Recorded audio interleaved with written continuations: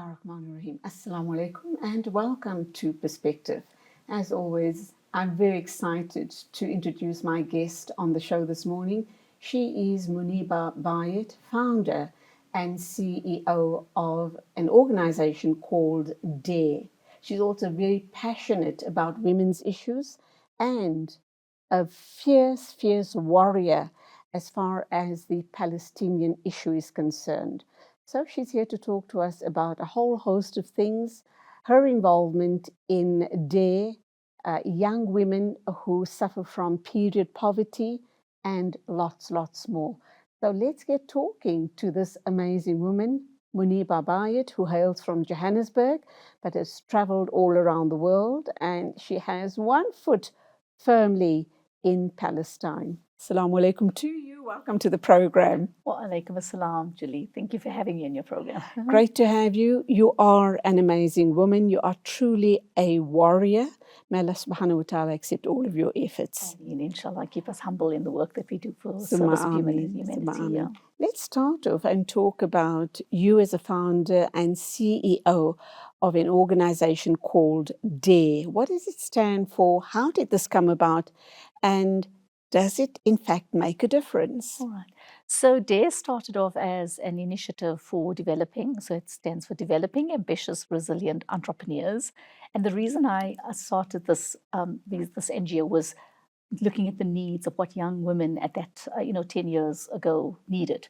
And based on the work that I was doing, I saw a huge need because women were actually, especially young girls, were struggling with period poverty already. And when I thought about how and what should I do, and just based on what the needs were at that time, I needed to do something that was linked to, one was obviously tackling the problem of period poverty, but also looking at how period poverty could then become an opportunity for unemployed people to actually earn an income.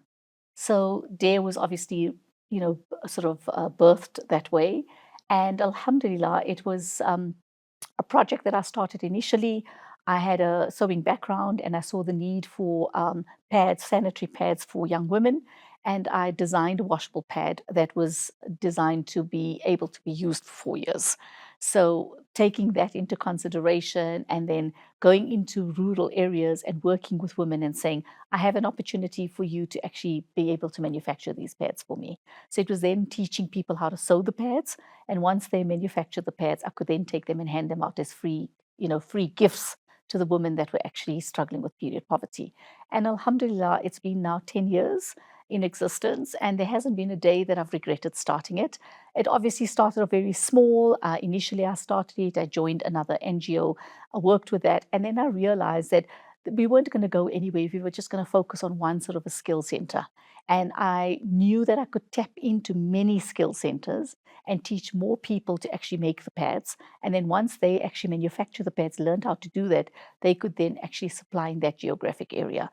Obviously it's all funded. It's all funded by donors, by corporate, and by promoting that opportunity that I do take funding, but my funding has got an opportunity of feeding 5 or 10 families, which is a real good way of people understanding that it's not just handing out a washable pad.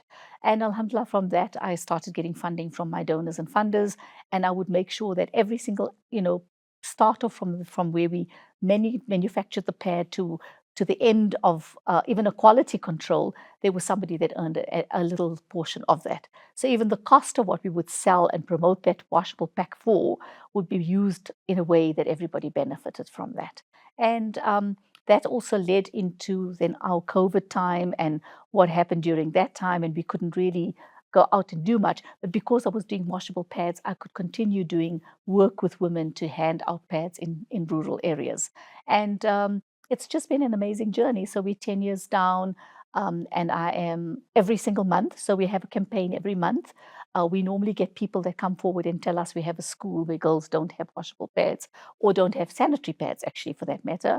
And then we go in and we look at what the need is. We look at how many girls are there that need in that area, and then we do a fundraiser. So based on that, people will either fund, and then we would then go in and we go and hand out the pads.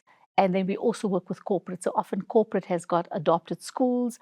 They'd contact us and say, we need 100 washable pads for this particular geographic area. Can you manufacture it for us? And ever since I've started there, the whole concept was also where I come from a direct selling background. So direct selling was teaching people to become self-sufficient and not to depend on a handout. So it's about teaching people to fish as opposed to waiting for a fish. And so what I've also done with the skills development program is I've taken that to another level where the women that have learned how to sew with my trainer program, I don't pay them a salary. So if they are trained by Dare and they are now happy to manufacture pads for me, they get paid for the pads that they stitch for me. So it's also teaching them the concept of working harder if you want to earn more.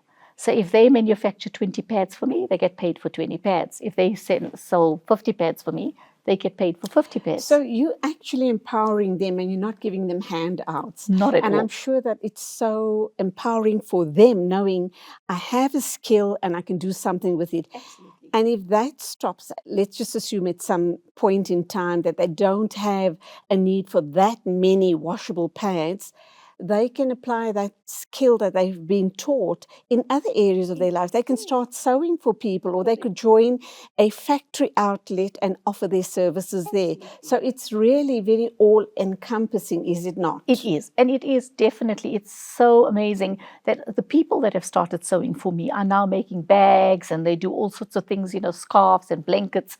And also, as every single season, there's different needs. Say if it's winter and if I find, okay, we need to do blankets, I can tap into that network and say, we have 100 blankets that need to be stitched. So, and would you like to do it? Or they would come to me and say, somebody's approached them and they need to make pads. So what they then do is that's their business. So, they've gone out and networked for an order for washable pads. So what happens there is then I supply them with the sort of the ready cut kits. And all they do is then they sew it and they sell it. So it's a very good empowerment program where it's a give and take from both sides, alhamdulillah. And I need to ask you this all-important question. Where to from here regarding the washable pads and the empowering of women in our community? I digress here, and I think it's a very important idea, and I'm hoping you will tap into it.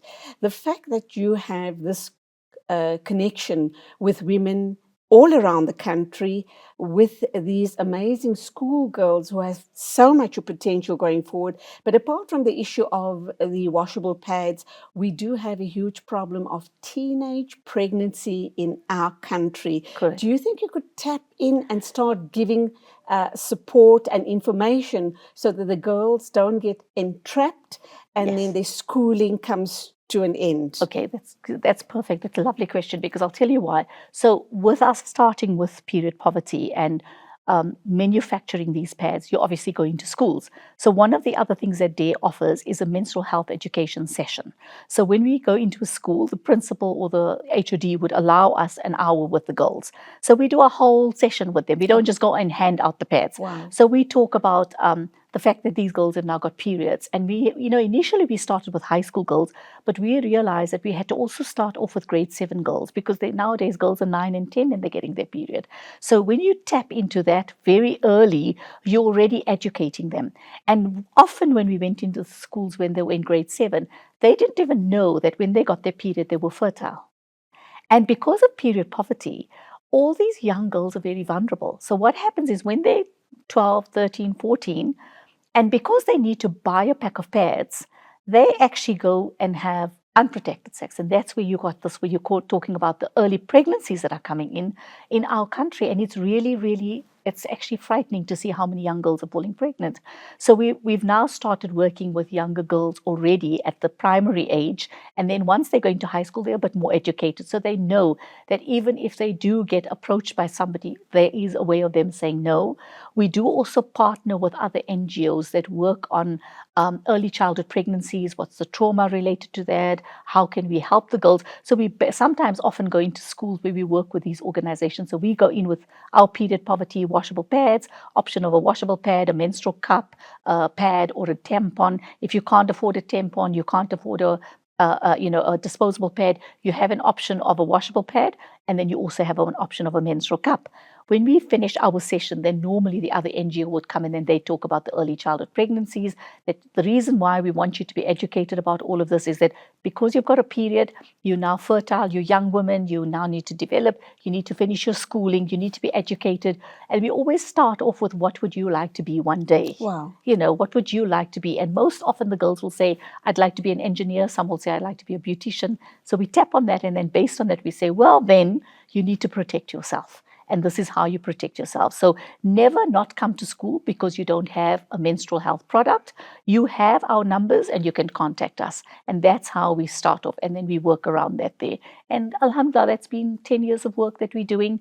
We do often take young girls that are, studying at university, doing like physiotherapy or, anything health related, and they need to do a community service. We tap into that and we ask the girls to come along with us so they can also have these conversations with the younger girls, and they have this wonderful relationship where they can ask these questions to each other. And of course, these younger girls look upon them as role models. Absolutely. And tell themselves that I could also aspire to be a Absolutely. Physiotherapist or a beautician or whatever it is. So I think that's a brilliant concept. Yes. Good on you. May this initiative continue growing by leaps and bounds.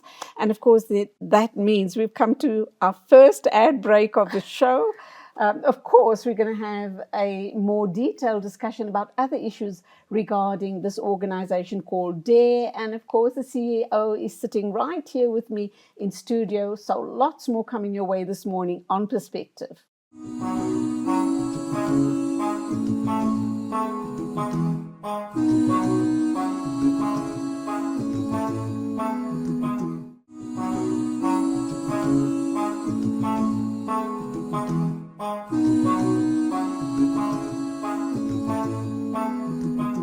I'm talking to Mooniba Bhyat. She's not only the founder and CEO of an organization called DARE, she's given us the entire rundown in the first section of the program, but she's also an activist, and she's very, very passionate about the Palestinian issue.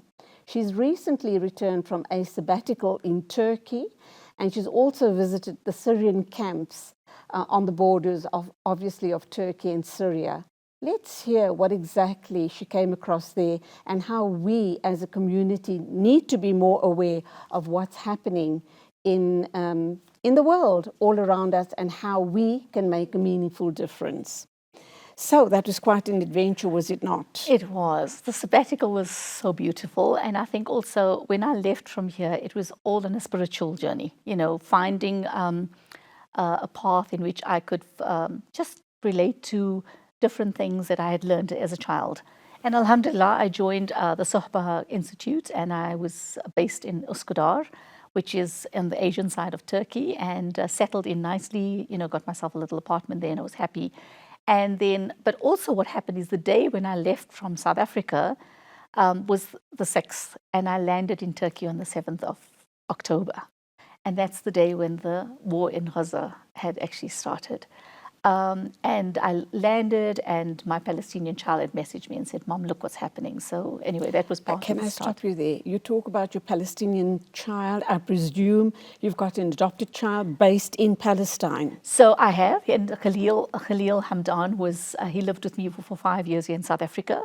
So I've also hosted students over the years in my cottage at the back. And Khalil was a host student that came to do English language here. And he's from Gaza. And his whole family is from Gaza as well. So he stayed with me for 5 years. And just before I left for Turkey, he had applied to go and study in Egypt because we just weren't getting it right for him here in South Africa to do mechanical engineering. And then his brother had to start studying. So his dad decided, okay, let's move them both to Egypt. So he left to visit his parents, and then to obviously go to study in Egypt, and I left to go to Turkey. So we obviously landed around the same time in two different parts of the world, and he messaged me to say, this is what's happening, and he sent me the actual videos that before even the news went out to say this is what's happening. He said, this is what's happening in Gaza. So I landed, and I'm like, what is this? And he explained to me, he says, this is what's happened, that they've obviously they've taken in a few hostages and things like that. But anyway, so that was the day when I landed into Turkey, and it was now I'm on the Sohba cause, and this whole cause was amazingly beautiful because it was about who you are, what you're doing. But at the same time, I was watching this whole genocide starting to unfold. And I was like, I was lost. I was like, how can I be here when I need to be somewhere else? And because of my passion for always wanting to do something for Palestine, it really was killing me. I was depressed. I was like, I didn't want to go out. I didn't want to do. People said, "Come, let's go do this," and you're in Turkey. Or my family would phone me and say, "What are you doing?" And I was doing nothing. I just kind of was watching the news all the time to see what was going on. And then I started seeing this whole thing on the women of Gaza and how they were being attacked. And the first thing that came to my mind is, because of what I do in South Africa, is that how are these women coping with their periods? And then there was a young reporter that said, "I'm on the pill for over 30 days now because I cannot afford to get my period because I don't have pads."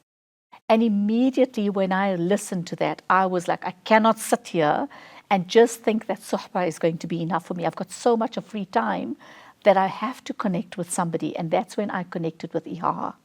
So I connected with Ihaha. I went to their offices in Fati, and I said, Tell us a little more about them. so Ihaha is it's a non-profit organization that is government funded in Turkey, and it's a massive NGO that actually it kind of almost, I think, evolved into something else when the Syrian-Turkey war broke out. So they went into that area and they started supporting Syrians that were coming across. So they do an amazing lot of good work along the Syrian-Turkey border. They also have a footprint everywhere. They even have a footprint in South Africa. So it's almost like you have all your big NGOs like Islamic Relief, all of them. So this is Ihaha, but it's Turkish based, and Ihaha is then based in a lot of countries like Sudan, Uganda, all those places. And also remember, Turkey is quite a central point for people all over the world, especially now with all this displacement happening in the refugees coming into Turkey. So they were also involved in Iraq. They were involved in Iran. So every country that was sort of had war or any sort of unrest, they were involved in helping out in any way they can.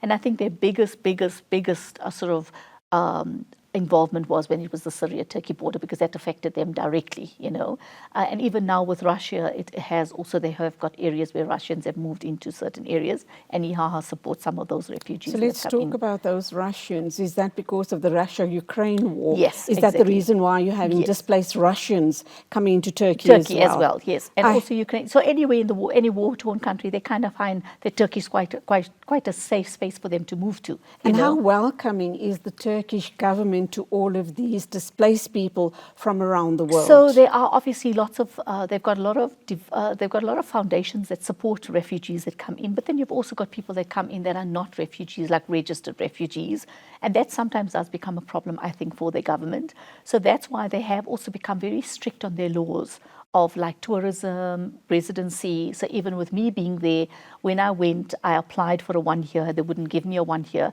So there are certain things that they have changed in the country because of the influx of refugees that have come in. And obviously they've got to keep the balance, for whatever their reasons are. So even the residential areas, they would not allow certain, certain refugees to basically live in that area. They'd have to move out of the city, or different smaller areas where there aren't that many refugees living. So they have a lot in place there to support them. But then they also have programs in which they then integrate them into the communities as well. So there's good stuff happening there. But there's also a lot of challenging stuff for the refugees. And I think for me, the 1 year sabbatical that I took opened up a whole different insight into how people from all over the different post-war torn countries have been so affected. And it changes you. It changes your perspective in life. It changes your perspective on how privileged we are as South Africans, how lovely we have lived here, and how safe we have always been here.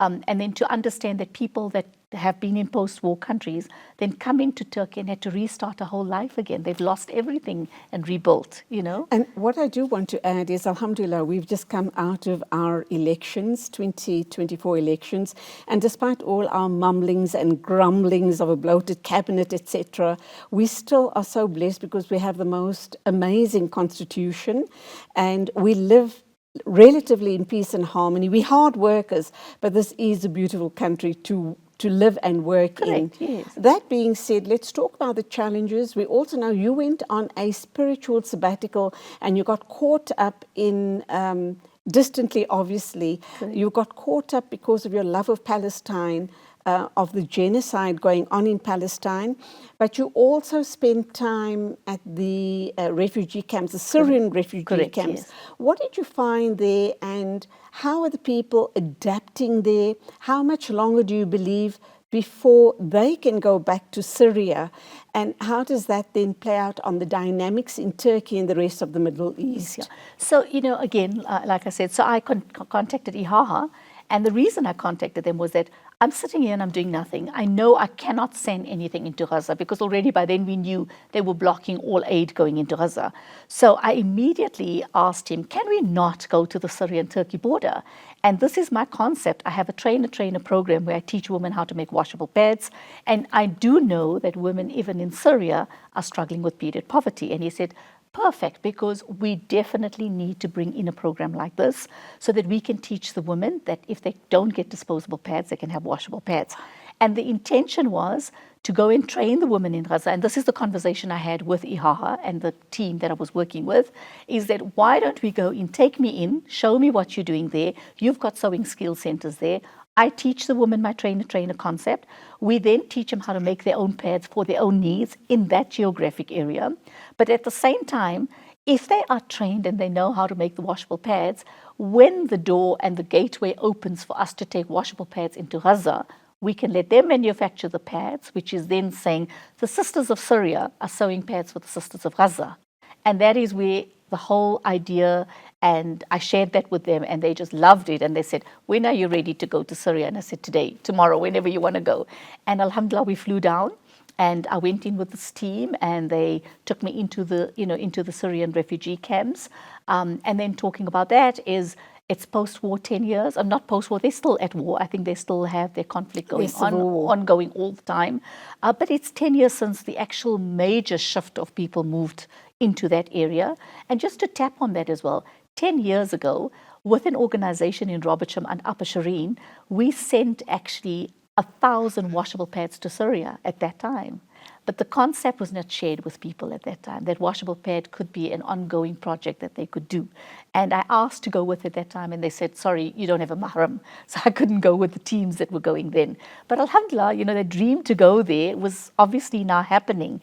And so we went in, and IHAHA took me to all their sewing skill centers, firstly, to visit them, to show me what they were doing. And I mean, their sewing centers that they have set up there are state-of-the-art, like really beautiful sewing centers. And what they have done is they have employed Syrian, prisoners of war, women and men working in these centers. So it was women that were now offered an opportunity to earn an income after the war in terms of how they could contribute then to the sewing projects that were going on. So that was the first part of our journey. And then they took me into the camps to actually show me how people live there, because that's very important for me with DARE. And because it's a washable pad, how is that going to help us? Okay, I'm going to stop you there. Let's go for our next ad break. I'm talking with Mooniba Bhyat. Please don't go away. We'll be back with you in a minute or two.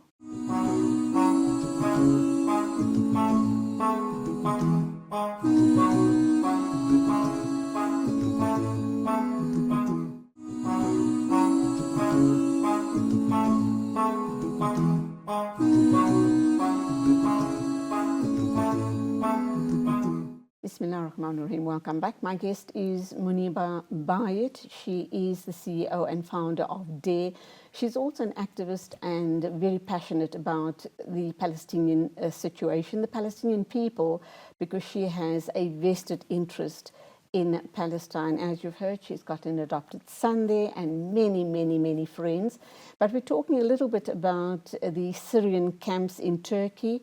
her spiritual sabbatical, and of course she's back now, and how the work and the exposure that she had in the Syrian camps perhaps enhanced her spiritual experience or perhaps even interrupted it. What was it? Enhancement or interruption? It was an enhancement, it was an enhancement, and also being in that spiritual space and then going into the Syrian-Turkey border, and then going to see how people live there and understanding where we come from exactly, and then looking at them.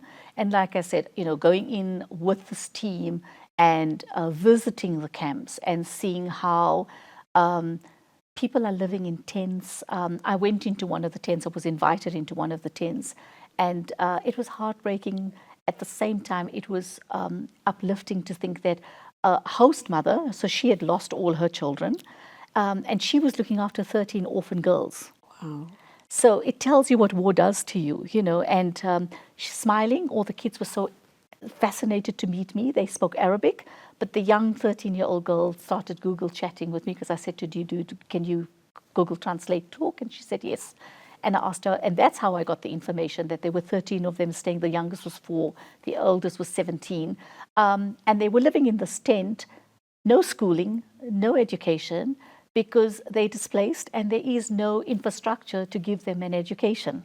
And immediately, again, going back to all this, I'm thinking, gosh, now there's a 17. Is that your next project? Yes. Trying to get them educated? I have already started doing, I've tapped in a lot of nice networks, and I have taken somebody else in to go and see how they could maybe do online teaching English or teaching schooling for these young girls.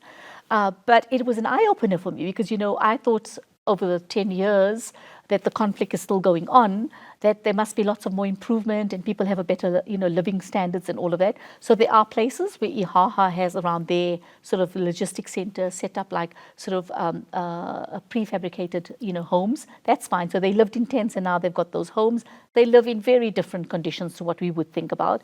And then obviously then you go into this section that they took me in to see, and those are tents, and one of the things that I immediately noticed was the toilets. So each of these tents are surrounded, and there's one like a sort of a drop hole toilet system. And can you imagine, Julie, you and myself, as a woman, now I'm talking about, based on my day and what I do and menstrual health, and how do these women cope with that there? Because there's this one toilet that 100 women would probably have to use. There's no lighting. It's away from their tents and their camps, so they walk there. And what happens when they have their periods? Why do you talk about women going to the toilet facilities? Are there not men using the same facility? So no, they're quite careful there in these camps to protect the women. They have separate sections for men, that men go to toilet in a separate section, and women have the privacy of being able to use these. That's what I found out when I was there, which was good in a way. It also made me feel that at least the women are protected, because you go out, you're vulnerable at night, and if you have your period and you're going to change 3 or 4 times, you could actually walk to that toilet to change and come back, whatever you need to do, So that was just something that was like it was so stark, an eyeball opener for me to say that, wow, this is what life for these people are. And then obviously we finished our tour, and then we went back to camp, and Murad, the representative that took me through, said, so how do you feel about this journey? And I'm like, this project has to work in this area, because it's not that they don't have water, because that's the other thing I had to look at. And that's also the reasons why I went into the camp, is to say, do they actually have water to wash these washable pads? And they do have water, limited water, but they do their washing and their clothing. So your washable pads can be washed in the same way. So that when I do actually get feedback from the women, I want to know that if I hand out a washable pad in these camps, will these women use the pads, and won't they use the pads? Is still the need for a disposable pad bigger than a washable pad? But then you also look at those camps and you say, there is no service delivery in those areas. So where do they dump all of those disposable pads, So those were all the kind of things that I made notes of and jotted down for my own information, for my own feedback that I've got to go back and share with others. And also always in that space, considering that if we're making the washable pads, these washable pads will be distributed to these people, what a difference it would make in their lives, and that it would be manufactured there, not manufactured in South Africa and sent there, but their own women would be manufacturing them to hand them out in that geographic area. So alhamdulillah, that was wonderful. And then did that project actually take off? So it has. Is it happening as we speak? So it's not happening right now at the moment, because also what's happened, At the same time, while all this was going on, Turkey went into their elections, and they also have got a lot of shifts and changes happening. So funding that was being really wonderfully supporting all these sewing skill centers currently has been withdrawn, because they're also shifting where they're going to be putting their funding and who they're going to be supporting. And Turkey is also going through big changes at the moment, political changes at the moment. So it was also, do we send this funding into Syria, or should we rather utilize it in Turkey, where we need to develop and do other things? So a lot of, I can tell you this honestly, that a lot of the Turkish funding has now been redirected to Gaza and obviously Sudan. You know, there's war everywhere. So there has been a shift. And so some of these sewing skill centers do not have enough funding to continue with the project like we would like it to go on. So there are 1 or 2 smaller skill centers that we are continuing to focus on, and then we will still do the trainer-trainer concept with these women. Fortunately, I managed to do that in the time that I was in Turkey. So we've already shared, and I've already trained them on the trainer-trainer concept. They know how to make that washable pad. I don't need to actually have any other equipment sent there, because they have the correct cutting, cutting machinery and all of that to cut the pad. So they have all of that already given. I've sent them all the information that I share with my skill centers here. So IHAHA will now, as soon as they're ready and funding gets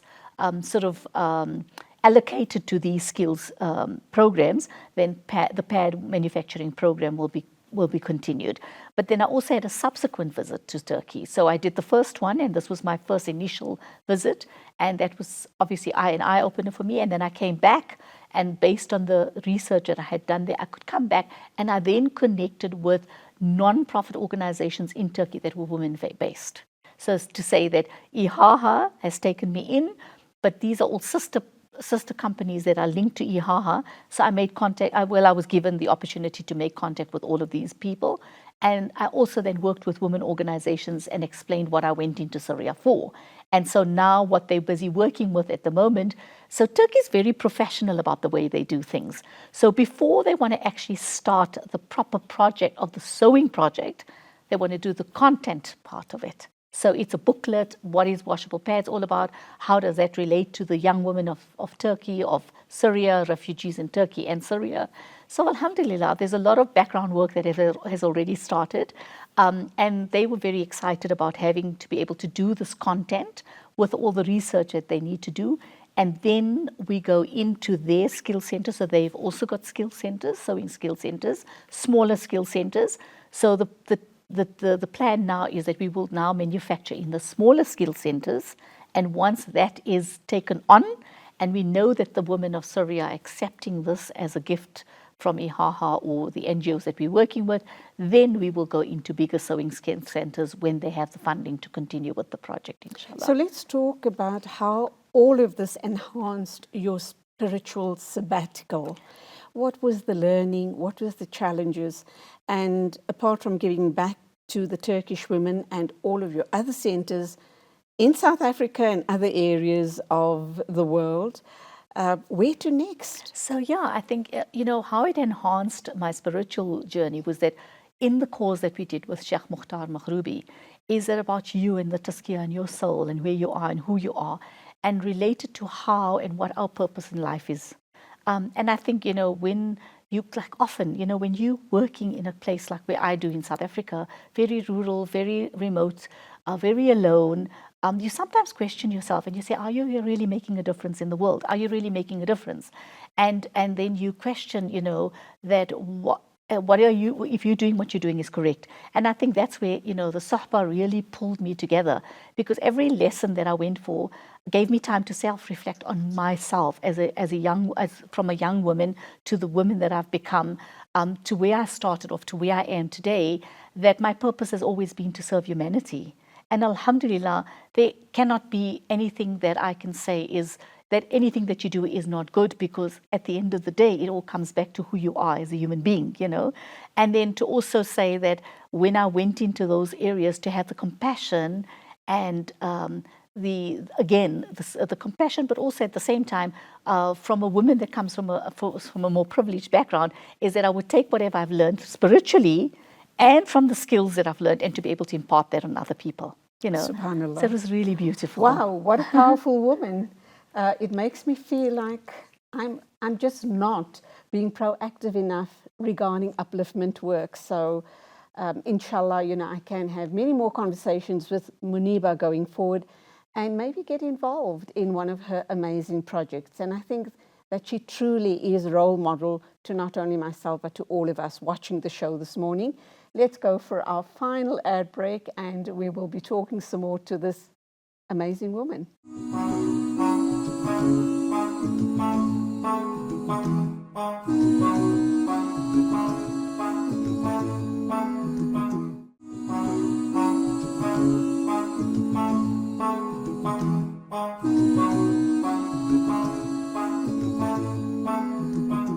Welcome back to our final segment, talk about women empowerment. This is an amazing woman. She's truly touched many, many lives, and her journey continues. Let's talk about another aspect of her life, which is very close to her heart, and that, of course, is Palestine. So back to you, Mooniba, and let's talk about the flotilla. You were the only South African woman signed up to join the Peace Flotilla. It didn't happen. How are you feeling now? But let's go right back to the beginning. How did it come about that you decided to join the flotilla? What were your expectations, and how are you feeling now that it didn't take off? Okay. So being in Turkey was the one advantage. Working with IHAHA was the second point. So immediately, when the flotilla was launched, I was still working on the Syrian-Turkey project. And the team said to me, we're now going to focus on the flotilla. And I'm like, here's the flotilla sailing again. And they said, yes, it is, because I've always followed the journey of the flotilla for many, many years. I've always wanted to be on there, and I never knew how I could join the flotilla because I tried previously to find out, and you never really got good information. So when I heard about this, I said, well, IHAHA is the co-host, and Mavi Marmarai is the other host of the Freedom Flotilla. That was the ship that sailed in 2010. Yes, was attacked. Right, and a couple of people died on during that attack as well. And did that not frighten you? No, so it was part of the journey then. Anyway, so when I heard about the flotilla, I'm like, okay, I want to register, And alhamdulillah, I always say this: when you put it out there, Allah brings it to you. And somebody, by the way, through a WhatsApp message, sent me this thing to say, if you want to go on the flotilla, here's a registration form. So I just stepped into there, filled in this registration form, and emailed it off. And this was before Eid. This is in Ramadan now. And the sail date was the 8th of April. And I'm like, okay, Ramadan will be over and then we'll be sailing. So maybe if I get accepted, I will go. And I didn't get a response from there. But anyway, long story short, through finding out why have I not been accepted, eventually we made contact with the organizers, which is Mavi Marmarai, and they then said to me, you've got to actually contact your South African branch because your application form went to South Africa. So South Africa had to vet you and approve you and then send you through. So I contacted the South African branch, and they said, well, your name's here, but we haven't received your registration form. So I said, that's strange, because how would you have my name if you don't have my registration form? But anyway, he then found it, and he said, you have been approved. And when can you sail? When can you fly to Turkey? I said, I'm in Turkey. And he said, oh, wow, that's wonderful. So he said, okay, then go and meet the team. The Freedom Flotilla team is already there, and you can go and introduce yourself, and you tell them that you're from South Africa. In the meantime, we will ask you to redo another form for us, and, the indemnity forms and all the rest of it. So you need to go in there and you need to go training. So I went in here knowing that what had happened in the last, the 2010 flotilla. I knew that this was not something that's just going to be a free sail and it's going to be easy. But my biggest thing at the time when I joined was that I'm here on the sabbatical.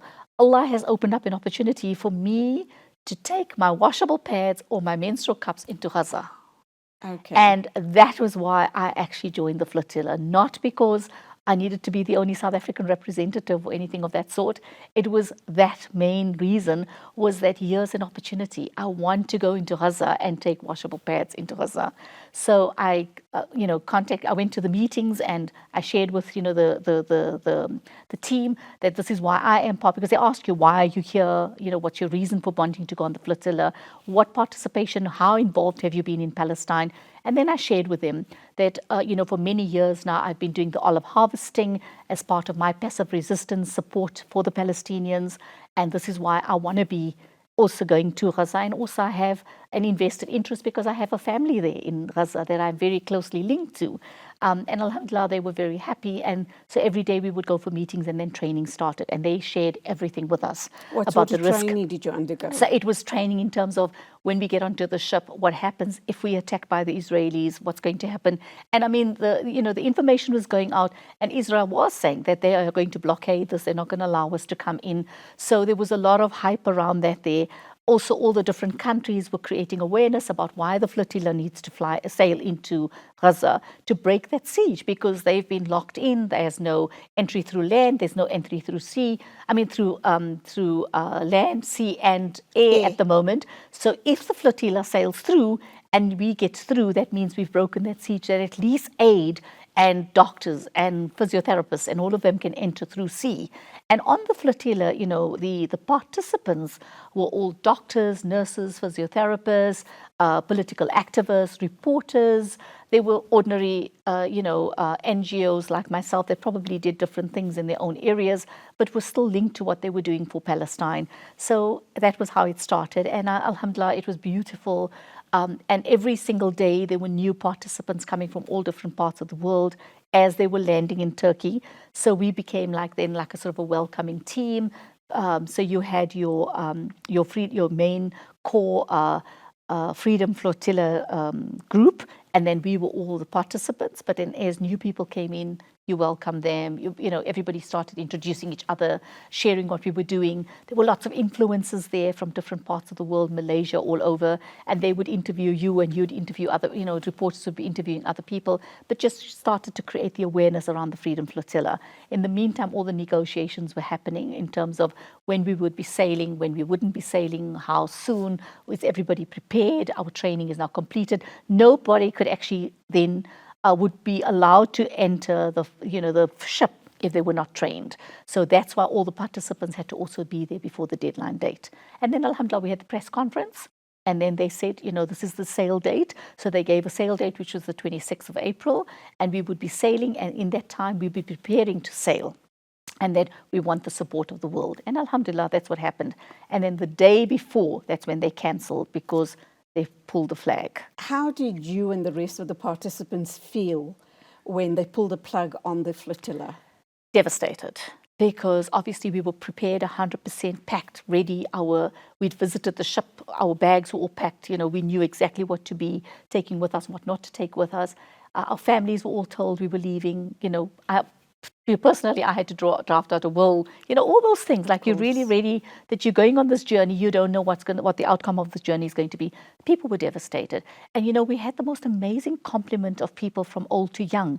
The oldest were probably in their 70s, 80s that had been previously on flotillas. We had new first-timers like myself and a few others. And also me being the only South African. Sometimes I felt alone, but they were so welcoming, But it was amazing how you saw all these people devastated, crying. I saw men, sheikhs, crying. Like, there was this amazing group that came with this very, very pious sheikh from Algeria that was also supposed to be on the ship with us. There were people from Bahrain, all over, different groups of people. And you saw these men and women crying, devastated that we couldn't go in with this aid that we wanted to go and help the people of Gaza with. So, Mooniba, it didn't happen. The whole world were devastated when we'd heard that, the flotilla is not going to be setting sail. What's happened to all of the aid that was on those ships? And thereafter, what did you guys do once you were told it's cancelled? It ain't happening. So we were told it was cancelled, and they said, those of you that can stay on, you can stay on. Maybe in another 3 weeks or 4 weeks' time we'll sail, depending on when we get a new flag. Those of you that can't stay, because people were there already. Some people were there 2-3 weeks already and had only had maybe 3 weeks of leave from work or whatever. So they kind of told everybody what to do. And some people said, look, we can't stay, we're going to leave immediately. That was the hardest, because every day people left, started leaving. Those that could stay on stayed on a little bit longer. And then obviously it was the aid, and what's going to happen with the aid now. And they said, well, fortunately, the aid was not on the flotillas. So the flotillas were 2 ships where just participants were going to be on. Because of the past experience, they knew they had to keep the aid completely separate. So if your boat got attacked, your aid was still going to go through. So the aid then still stayed on the docks for another week or 2. And then they made the decision to send the aid over to Gaza without the flotilla sailing with it. And it landed in the docks in Egypt a day before the Rafah border was closed. Okay, and so they called that ship back again. Oh, they couldn't. They couldn't disembark. They couldn't take that stock off. And then we start seeing on videos where the Israelis were attacking the trucks and destroying all the stuff that was being shipped over. So Turkey made the decision to actually bring that boat back again, and that ship was flagged by the Turkish government. Okay, we've got 2 minutes to wrap up time. Very quickly, what's happened to your Palestinian family? Are they safe?